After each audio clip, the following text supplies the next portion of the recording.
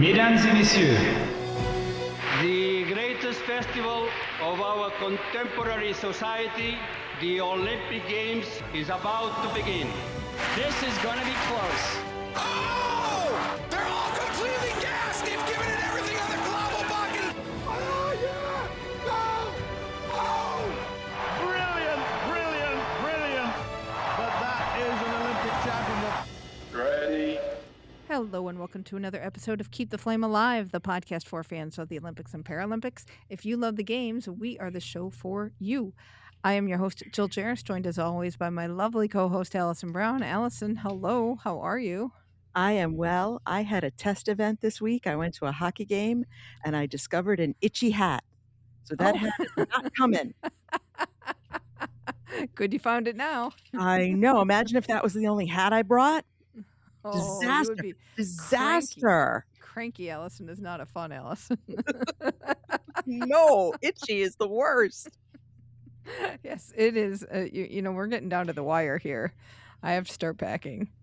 It's not pretty. It's really not pretty. There's a lot of running around, going to stores, buying a new phone, which was also not fun to do, but had to happen. But what else has to happen is our Alpine Preview so that we can get ready for the slopes that we may or may not see when we go to Milano Cortina. But we are super excited to welcome back communications pro and skiing scene expert Tom Kelly to give us a preview of what to look for on the slopes at Milano Cortina. Tom has been involved with winter sports. Tom has been involved with winter sports for decades and is doing communications for Utah 2034. Tom, welcome back to the show. Well, it's great to be back, and I got to tell you, your little dialogue about the packing has got me thinking again because I leave in 3 days, and the itchy hat thing now has got me thinking, what am I going to do? But I, too, I'm ordering stuff like crazy on Amazon. I'm going shopping for new pants and things like that. At the end of the day, I'm thinking, why am I doing this? I know. You keep doing it over and over again, Tom. Right. They have stores. I mean, I made 2 Kohl's orders back to back because I've ordered something and then I forgot to order something else. So I had to order again. It's nuts over here. Yeah, it is. But it's going to be great games, and I'm excited. I'm going to be hunkered down in Milan most of the time. I'm going to get up to the men's alpine venue in Bormio for 1 day, and that's about it. But my past career has been at the base of these mountains for many, many games. This time I'm going to watch it from the central city of Milan. What do you think about trying to get around Milano Cortina? So over the last 40 years, I have worked every single one of these venues, going all the way back to about 1981 or 82. But I've never spent time in Milan, so I'm looking forward to that. It is a long drive between all these venues, but what I want to get people to think about is the venues themselves. They may be a long distance from each other, but every one of the outdoor venues is truly the best in the sport. So these are the best alpine venues, the best biathlon and cross-country venues. So in that sense, I think people will have a real treat in watching the events from Milano Cortina. Excellent. Well, when we think about alpine skiing, what's new this year? What's different? There's a little bit of a change in the event structure. The combined event, which has changed many, many times over the course of history, has been changed now into just a team event, a mixed gender, or not even a mixed gender, but a men's combined event and a women's combined event. But it is a team competition. So there's downhill and there's slalom in it. So that is a little bit of a change. Everything else, the principal disciplines, all remain the same. And it's going to be an interesting fight. I'm anxious to kind of go through it and tell you about the men, and then we'll come back and talk a little bit more about the women. Excellent. And really the change in this mixed gender thing is because the 2 genders are separated. And that's hard to get it together. I was trying to think how they would actually do that. But the big thing with Alpine, and this has only happened a couple of other times. It did happen in Pyeongchang with 2 separate venues, but they were pretty close to each other. And it happened back in 92 in Albertville. But again, they were relatively close. They're not close this time. The men will be competing in Bormio, which is kind of on the western side of the Dolomites. It's in the Valtellina region, not far from Milan, although still 4 hours from there. And then the women will be competing in Cortina, which is on the eastern side of the Dolomites. And what's interesting about those 2 venues is that both the men and the women compete regularly there. So it's not a new venue. Both of those venues at Cortina d'Ampezzo and also at Bormio are really traditional classic courses for the women and the men respectively. And this is the first time in a few cycles here that we're seeing a World Cup venue being used. And we have a really good sense of who's good on this mountain. You really do, and the venues may not be used across all of the alpine disciplines, but they are used regularly. For example, the men regularly compete in a downhill and maybe a Super G during the Christmas period at Bormio. It's also been used for World Championships in the past and World Cup finals. The women compete every January in Cortina. It was also the World Championship site 3 years ago. So great familiarity across both of those venues. So let's start with the men. Who should we watch in downhill? So the downhill is going to be the first event of the games. It's on Saturday, February 7th, and this is always kind of the benchmark event. And when I think of the downhill, I think my own memory goes right back to 1994, where Tommy Moe won the downhill, a surprise winner. He ended up on the cover of Sports Illustrated, and that really launched the games in 1994 in Lillehammer. So this event really is a pivotal event to kick off the games. It's kind of the big marquee event. And this hill at Bormio is a crusher. The Stelvio downhill course is widely regarded as one of the toughest and the most brutal on the entire World Cup circuit. It's long, it's steep, it's bumpy, and it's icy. And the men know it very well. Now, when we look at the men overall, we're basically looking at Olympics where in the downhill, the Super G, and the giant slalom, it's Marco Odermatt from Switzerland who is the guy to beat, and everybody else is just chasing him. He doesn't compete in slalom, so we'll talk about that in a minute. But in the downhill, right now, Odermatt leads the World Cup downhill standings. He's a 28-year-old. He has been dominant over the last few years. So far this year, and there's one more downhill before the Olympics, he's won 3 of the 5 downhills this year. He's never finished lower than second. He has a strong lead in the World Cup. Now, at big events, he did win the World Championships in 23 in Cortina. That's not where he's racing this time. He was off the medals in Beijing back in 2022. But over his career, Odermatt has raced in Bormio 12 times. He has 2 Super G wins, but he has never won the downhill there. So it's a little bit open in that sense, but still, I would look for him to be one of the favorites this year in the men's downhill. Who's going to be chasing him? I'm going to throw out a couple of names to you. One is his teammate, Franja van Almen from Switzerland, 24-year-old. He finished first and second in 2 races at Val Gardena in December. He's won 2 downhills this year and 1 Super G. So definitely Franja van Almen is going to be one to chase Marco Odermatt in the downhill. And the Italian, and as we go through this, we're going to look at the Italians who might come through on their home snow, so to speak. Giovanni Franzoni from Italy is having a sensational year this year, his first World Cup podiums, and he just recently won the Hahnenkamm race, the killer downhill at Kitzbühel, Austria, for his first World Cup victory in downhill. He also won the Super G in Wengen. So all of a sudden,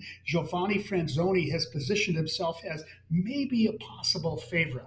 A couple of others that I want to note. Dominique Peri from Italy. He's 36 years old now. He has 7 World Cup downhill wins on the Stelvio, more than anybody else. He's in the latter part of his career right now. His last win was in December of 21. So, it's been a little while. But he has 24 World Cup wins, 51 podiums.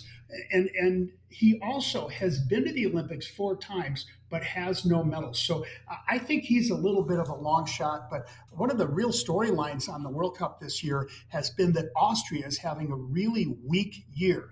The one dark horse in the downhill, though, is Vincent Kriechmeier. He's 6th in the downhill standings right now, but he was 2nd in the Wengen downhill on the Lauberhorn in the middle of January. So I'd say that he has a shot. But honestly, folks, I think this is Marco Odermatt's downhill to win. Wow.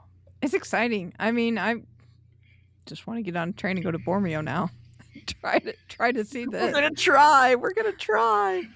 It's only 4.5 hours. Yeah. Well, and in Beijing, Tai Chi Chen was like 3. So that's no big deal, really. Yeah. Could happen. It could happen. Oh, okay. So what about Super G? So the downhill and the Super G are very similar. For the listeners to know the difference in the downhill is basically it's top to bottom. There's some control gates, but it's basically top to bottom. The Super G, exactly the same course, a little bit shorter, but now we're putting in some gates where you have to turn. So it does require a little bit of a different skill. This is where Odermatt, again, he is going to be the man to beat. Kriechmayr, who I just mentioned in the downhill, though, from Austria, Vincent Kriechmayr, he is in second right now in the Super G World Cup standings so far this year. Kriechmayr won at the Beaver Creek Super G, was second at Copper Mountain. He was second in the Kitzbühel downhill. So I think he's one that could potentially challenge here. Another one from Austria who's just kind of catching fire for the first time this year. He's 29 years old. Stefan Babinski from Austria. He grew up in the Styrian region of Austria. He was second in the Wengen Super G, third in the Kitzbühel Super G. So all of a sudden, he's another Austrian who just might pop in there, starting to ski much more aggressively this year. Another Austrian to keep an eye out for in the Super G is Raphael Hasser. He's 28. He was silver medalist in the World Championships a year ago. He was third in the Super G at Copper Mountain in Colorado in November. So he's another one to keep an eye on. For the USA, not a lot of success so far in the speed events for the men this year. The one that I would keep an outside eye on, though, is Ryan Cochran-Siegel. But again, just like in the downhill, this is Marco Odermatt from Switzerland. It's his race to win. Last year, I remember there was a lot of talk about the Canadian men and the idea of the rebirth of the crazy Canucks. Are we not seeing them much this World Cup season? You know, we really are not seeing much from them this year. And I was kind of looking around, but I really don't, maybe this will prove me wrong, but I don't see anybody that I would say, really keep an eye out for him. And you know, a lot of it is, this is going to be games on the men's side that's going to be very, very Swiss dominant. The Swiss are so strong and so deep right now. The Americans and the Canadians have just not been popping in there like they were the last couple of years. Does it being in Europe make a difference? Like, they're all on home soil, to be, for lack of a better word. And even though the Americans and Canadians compete there a lot, like, it's still not quite, they may not have the same longevity. Does that matter? Yeah, it probably doesn't, because the Americans and the Canadians, they're basically living in Europe all winter long. I think where it does make a little bit of a difference is where you get the kind of your own home country snow advantage. That's where I kind of look for the Italians to really come through, and where maybe we haven't been seeing them right at the top.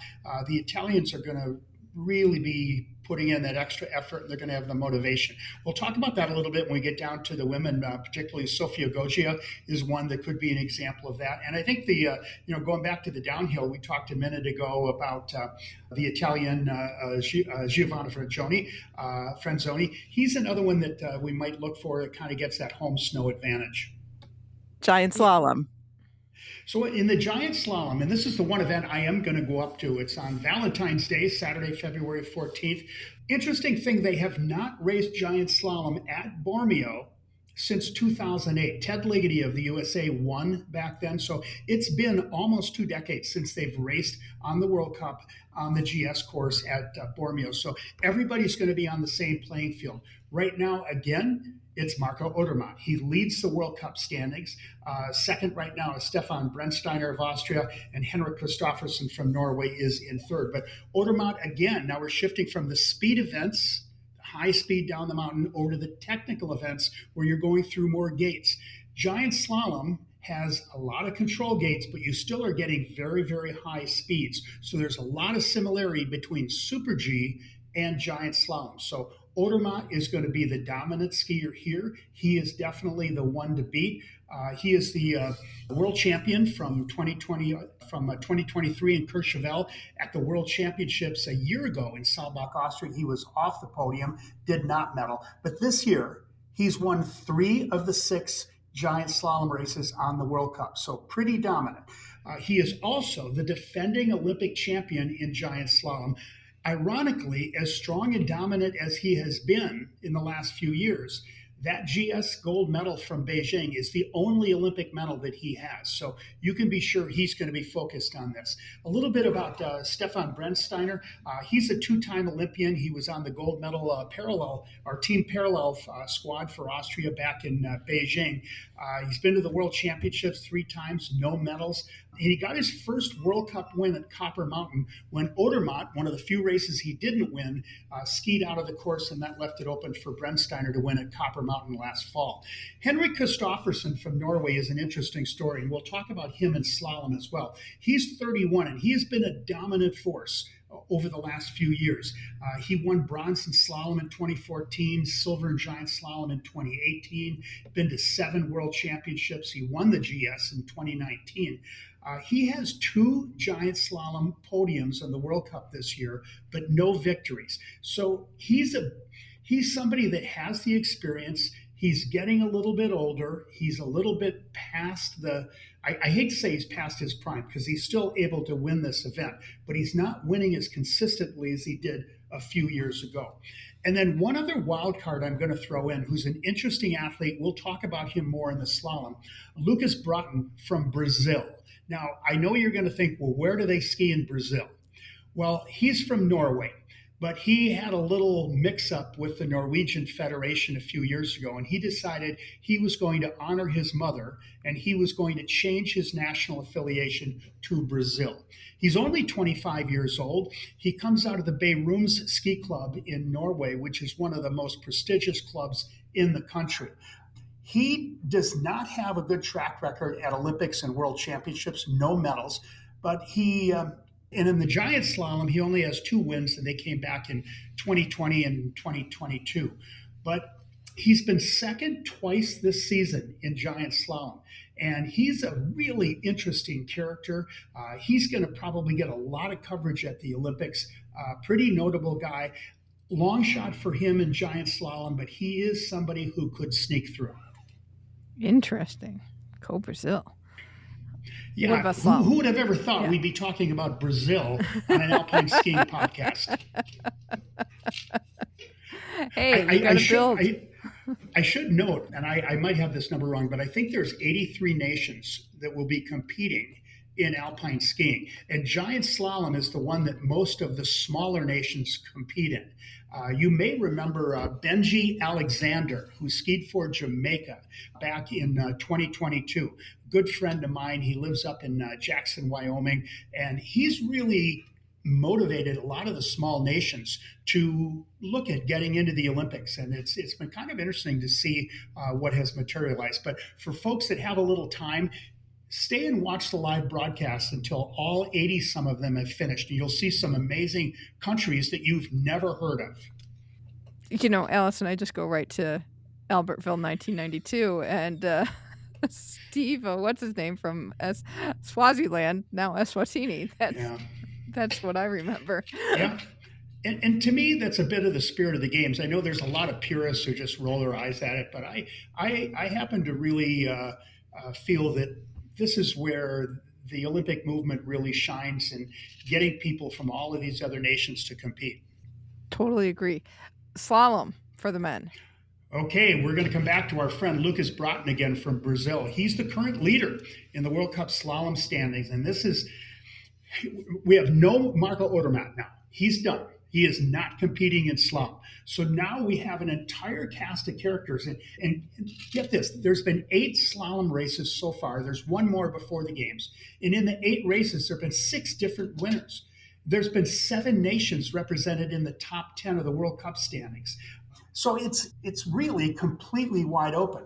So Lucas Broughton leads the World Cup standings right now, 25-year-old we just talked about. And I'm going to give you one of his teammates next to watch for, Otley Lee McGrath. And Otley is also 25, came from the same ski club of Bærums. His father, Felix McGrath, was an American Olympian in 1988. He skied the slalom and the giant slalom in Calgary. His mother is Norwegian. They met at college in Vermont. But Otley decided to ski for Norway, so that's his home now. He was the silver medalist in slalom last year at the World Championships. He has 20 World Cup podiums in his career. But this year, He has 5 World Cup slalom wins, or in his career, 5 World Cup slalom wins, 2 of them this season. So I'm thinking that he's going to be a real factor to challenge Lucas Broughton. Another one to look at is Clement Noel from France, 28-year-old from Val d'Isère. He is the reigning Olympic champion. He has 4 world championships, but no medals, 15 career World Cup slaloms, second only to Henrik Kristoffersen, who has 25.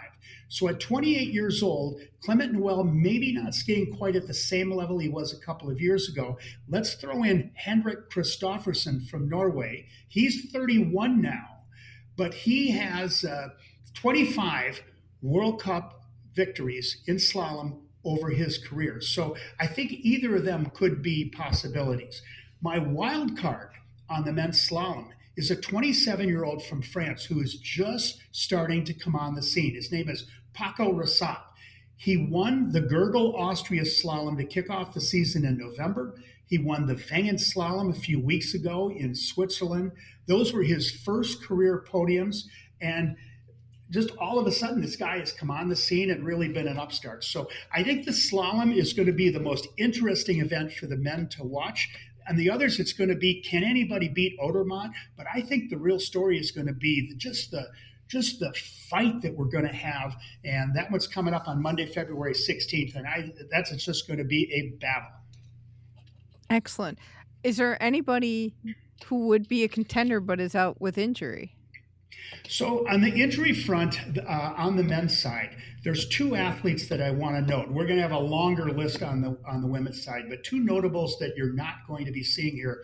One is Cyprien Sarzan from France. He was injured in a training crash at Bormio about a little bit over a year ago. I think it was December of 2024. He just has been slow in coming back, so we don't expect to see him. The one that is particularly notable, and this is Michaela Schifrin's boyfriend, Alexander Amat-Kilde. He was injured in a 2024 crash at Wengen, so 2 years ago, and he's still troubled with a back issue. He was hoping to come back. He's gotten back on snow. He was looking to compete in January. Didn't really happen, so I do not expect to see him. But honestly, the injury impact on the men's side, other than Kilde, is not very notable. On the women's side, we'll talk about that, but it's going to be much more significant. Well, let's get to the women. We're going back to Cortina. Talk about it, man. So much like we have Marco Odermatt as the storyline on the men's side, on the women's side, it's 2 American athletes. It's Lindsey Vonn and Michaela Schifrin. And that is going to be the story of the women's events. They will not, they could conceivably face each other, but where they're going to win medals is probably going to be a little bit different. So we'll talk about them in their respective events. But let's go through the injury list, because the injury list on the women's side is really notable. One that we're actually still continuing to watch is Italy's Federica Brignoni. She is just a home country favorite. She's in her 30s now. She suffered a knee injury at the national championships in Italy this past spring. She returned in mid-January. She entered the World Cup in Kronplatz, Italy, and finished 6th in the giant slalom. Pretty credible position. I don't see, though, that she's going to be a factor anywhere other than the giant slalom, and we'll talk about that. She is going to also be a flag bearer for the opening ceremonies. Now, for the ones that, the other question marks, one of the real rivals of Michaela Schifrin in the slalom is a Slovakian athlete, Petra Vlhova. She's been out for 2 years with a knee injury. She is back training. She is expected to compete in the slalom. She was named to the Olympic team for Slovakia, but she has not raced since January of 24. So hard to say if she could be a factor or not. And it's really unfortunate because she and Michaela had quite a rivalry in slalom, but it looks like she's out. A definite out is Katharina Linsberger from Austria. She was a strong contender in the tech events. She's an Olympic medalist. She suffered a knee injury recently. She will not be competing. Another one that's out that would be a favorite is Lara Gut Berami from Switzerland. She is out with a knee injury. From the American side, Lauren Masuga, who is definitely a medal contender in the speed events. She's strong downhill and Super G racer. She suffered a knee injury in November. She had surgery. She is out for the season. She is hoping to be on the sidelines in Cortina. Another one from Switzerland that's a question mark is Corinne Suter. She had a calf tear and a foot fracture in training. It delayed her start of the season. She has been skiing, but not competitive. However, she was named to the Swiss team, so we could see Corinne Suter out there. Michelle Giesen suffered a very, very serious racing crash in December from Switzerland. She is out for the season. And then another one from Italy, Marta Bassino, broke her leg training this past fall. That was a huge loss for Italy in the giant slalom. So it is a real walking wounded story, unfortunately, on the women's side. Someone who isn't out with injury is Sofia Goggia, who has been many a time out with injury. So let's talk a little bit about her as well. Yeah, she's going to be a factor, and she'll be a factor in the speed events. I've got her on my list. I don't know if she's going to end up being a medal contender, but she's just one of the fan favorites. She's 33 years old. She comes from Bergamo, which is just to the northeast of Milano. She is for sure going to be the sentimental hometown favorite. Between she and Federico Brignoni, those two young women have just been the face of alpine ski racing in Italy. And it's great to see Federica Brignoni back, although I don't think she's going to be back at full speed. And it's great to see Sofia Goggia still in there. And who knows? I mean, she's going to for sure be a sentimental favorite outside of Lindsey Vonn in the downhill and the Super G at Cortina d'Ampezzo. Let's talk about Lindsey Vonn. What did you think when she said, I'm going to make a comeback? So I know and I was with Lindsey when she won her last Olympic medal in the Super G at Pyeongchang. And the tears that we saw from her on that day were tears of, I can't compete in my sport anymore. And she knew at that point that her knees were not going to hold out, that she was going to need to retire. And it was a pretty sad period for her. And I know that she worked over the next years after her retirement in 2019. She looked for a way back. She knew that she still had the energy, the spunk, she had the skills, but she didn't have the knees. So she was looking for new surgical techniques, surgeons that she could rely on, and she ultimately found one. And she had the surgery done in early 2025, and she kept this pretty quiet. She had the surgery, she came back from it, and then she went down to New Zealand to train, just to kind of see that summer of 2024, actually that would have been, summer of 24, she went down to New Zealand to train. She found that she actually could ski pretty well. She brought some coaches along, they evaluated her. They did the same thing a few months later on the glaciers of Europe. And then she came out and said, I'm going to come back. So I know that it was an interesting period in 2024 in the fall when she made that announcement. And a lot of people were saying, oh, this is crazy. Oh, she's going to get hurt and all these things. Well, folks, she knows all this stuff. It's all things she took into consideration. And it was quite gratifying for those close to her and for herself to see that she was right about it. She could come back.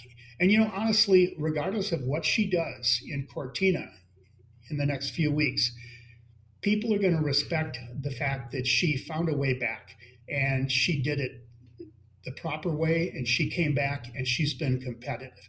So we're going to see her on Sunday, February 8th in Cortina, a course where she's won a dozen times. She's got some challengers for sure. And in fact, this year, there's been 4 different winners in the 5 downhills this year. There's still one more downhill before the Olympics, but she's the only double winner. So I think that there's a lot of destiny here, and I think fate's going to fall in her favor. So to me, she's the gold medal favorite.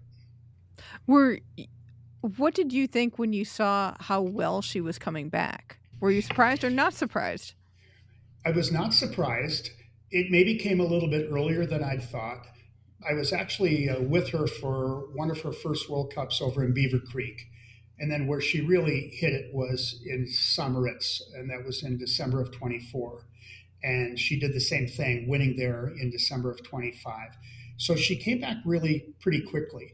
The fact that she leads the World Cup downhill standings right now by a good margin That's pretty remarkable. I kind of thought that maybe we'd be going into the Olympics with her being a good shot, but a long shot. But she's a solid shot. She is unquestionably the gold medal favorite for the downhill in Cortina. Which is just amazing to think about. It shows you just how much talent and skill she has and determination, like the whole package to be able to come back like this.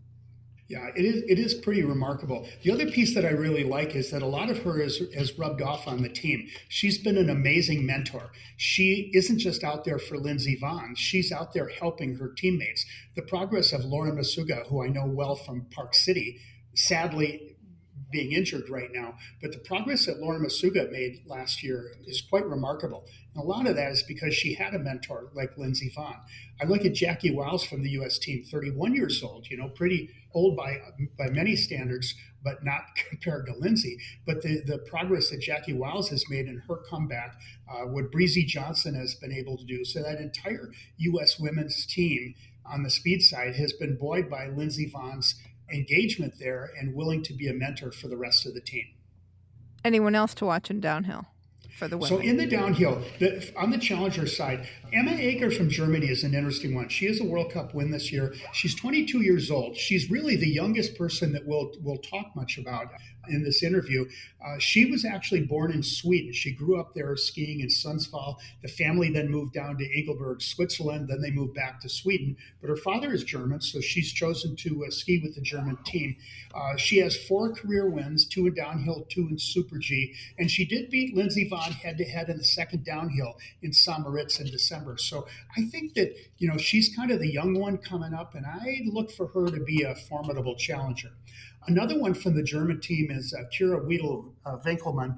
She's 29 years old. She's been around for a while, 2-time Olympian. She was 4th in the downhill in Beijing. She has 8 career downhill podiums, no victories though, but she was the silver medalist in downhill on the Cortina course back in 2023. So again, maybe a good long horse possibility for her. And then of course, Sofia Goji, who we talked about, she's 33 now, but 27 World Cup wins, 19 downhill wins. And she also won a downhill last January, a year ago in Cortina. So she's another one to put in the mix there. But I tell you, this is going to be one for Lindsey Vonn. What do the skiers love about the Cortina course and that area? So the women love the Cortina course because it's tough. This was essentially the men's downhill in 1956. The women in 56 had a separate course. But this course is principally the same. The line is a little bit different. There's some other changes, but this is principally the course. It's a really rugged course coming off the Tofani Massif.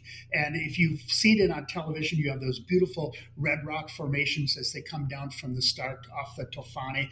And it's just a tough, brutal course. And one of the things that today's generation of women's athletes has been really pushing for is we want the tough courses. We don't want the women's course. We want the tough course. This is the tough course. And it's one that Lindsey has found a home on. She always liked the courses that were a little bit tougher. So it's just a really tough, rugged course. And the women are really proud to ski there. And they ski there a lot. So they ski there across all the disciplines, mostly on the speed side, but the World Championships were held there just 3 years ago. So everybody has experience on the Tofani Olympia course. In general, when they have men's and women's courses, what is different about the women's course? I don't know if I could really make such a generalization to say that this is how they are different. But I do think that historically, and we've seen this a lot in Lindsey's generation, that the women are asking for tougher courses, that they just want things that are steeper, icier, more challenging. And you didn't hear that as much maybe 25 years ago, but you definitely have heard that a lot more in recent years. And the course in Cortina is every bit of the toughness that they want. Really, Alison, Tom is being kind and saying that they used to think that the uterus would fall out and we'd have uteruses all over them. We didn't want uteruses on the men's course, right? That was someone else, wasn't Ruined it? the whole thing. We will have to continue that discussion over some nice Italian wine. wine and cheese for that Yes, discussion. sign me So, up. Sign me up. Yeah. Super G. Let's move on to that. So a little Our bit of a other difference. speed. A little different story in the Super G. Lindsay will be competitive there. I wouldn't look for her to be as strong a candidate for gold as she is in the downhill. Sofia Goccia is having a great year, 33 years old. She is just really on fire this year in Super G. So she leads the standing over Lindsey Vonn. And the one interesting one that's a factor now is Alice Robinson from New Zealand. She's 24 years old, comes from Queenstown, and she has been a strong factor in giant slalom for a few years. She has 6 career World Cup giant slalom wins. But this year, she's moved into Super G. She had a Super G podium, and then she had a win in St. Moritz. So all of a sudden, Alice Robinson has become a competitor in Super G. There's a bunch of others. Emma Eicher, again, could be a factor here, and a few others. But I think really right now, the ones to watch are going to be Sofia Goccia, Lindsey Vonn, and Alice Robinson. Oh, I love that. First we have Brazil, now we have New Zealand. Yeah, New Zealand's always been there, but it's usually it's not a large population there. But Alice has been a real factor. And let's flip over to the giant slalom, because that's another place where Alice is a factor, although this year not skiing as well as others.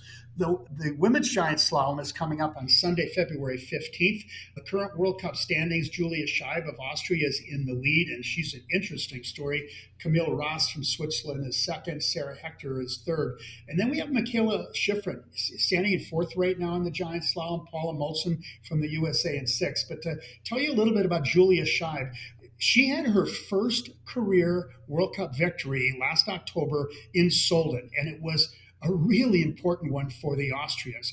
She's now won 4 giant slaloms this year. But that win that she got in Solden was the first Austrian women's win there in 9 years. And this is like the big race to kick off the season. It's in Austria. There's thousands of Austrian fans there, and she really helped kind of boost the whole country's morale up with that victory. This will be her first Olympics, though. She's completely new, and very few of the athletes we've talked about today are making their Olympic debut, but she will be one.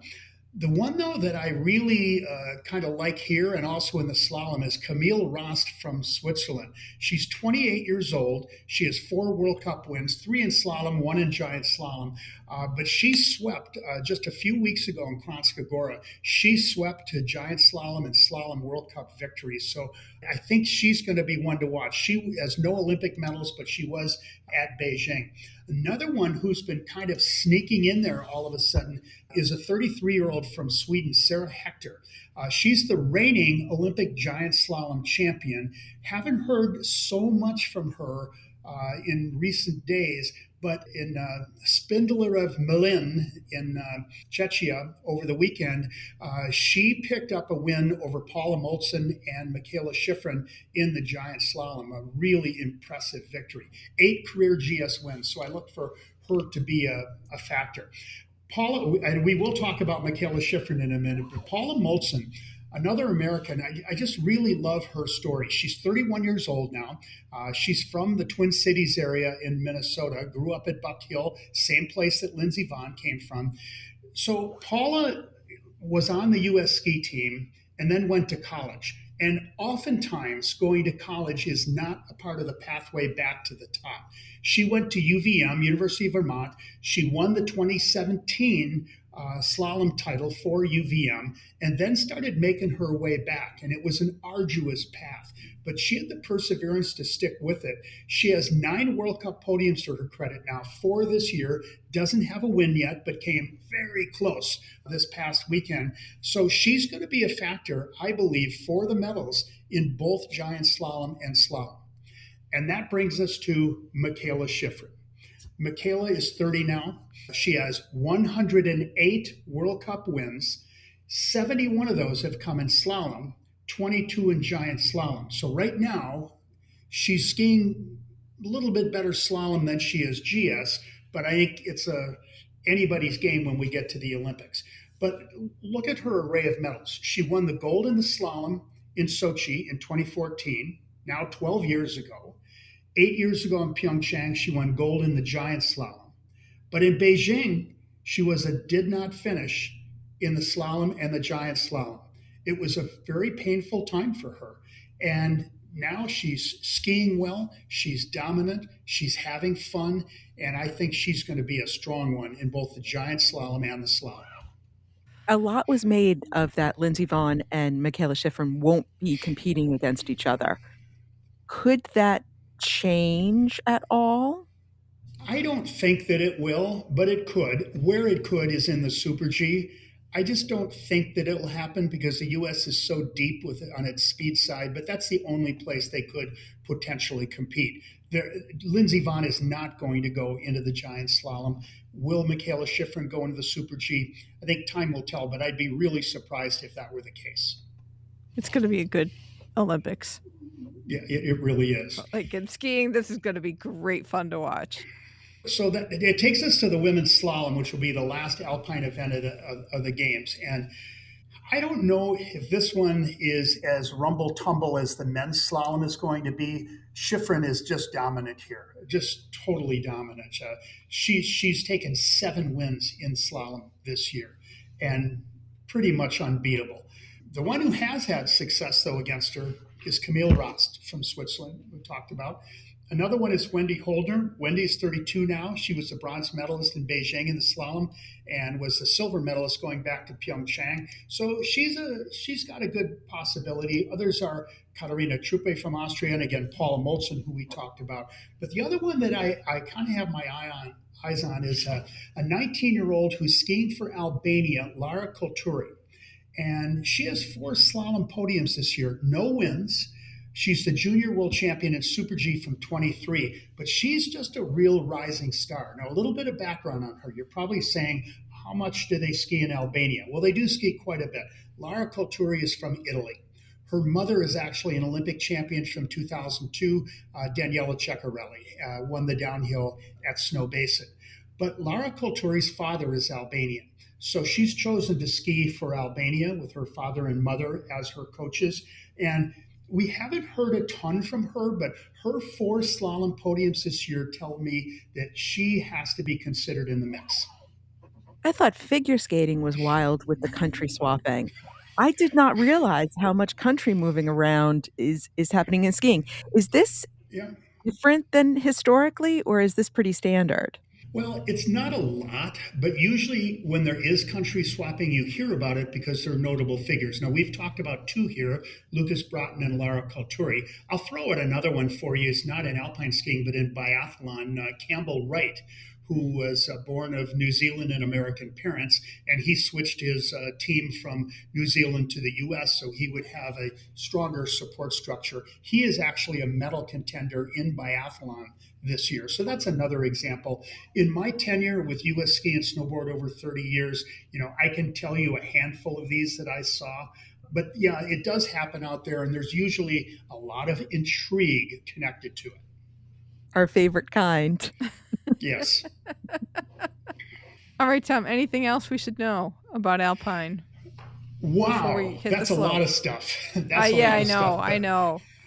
But I'm fired up. So, just a quick recap. On the men's side, it's the Marco Odermatt show. And don't miss that men's slalom in the second week of the games, because that is anybody's show. There's 10 different athletes who could win that event.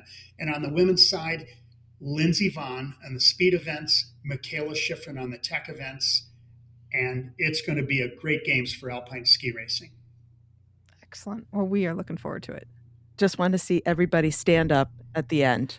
Yes. That's all I want from racing. Exactly. In Beijing, the mountain won. Yeah. But we want the people to win in Italy. Yeah, it'll be great. And thank you guys for your enthusiastic support. And we look forward to seeing you for a glass of wine in Milano Cortina coming up soon. You got it, Tom. Thank you so much.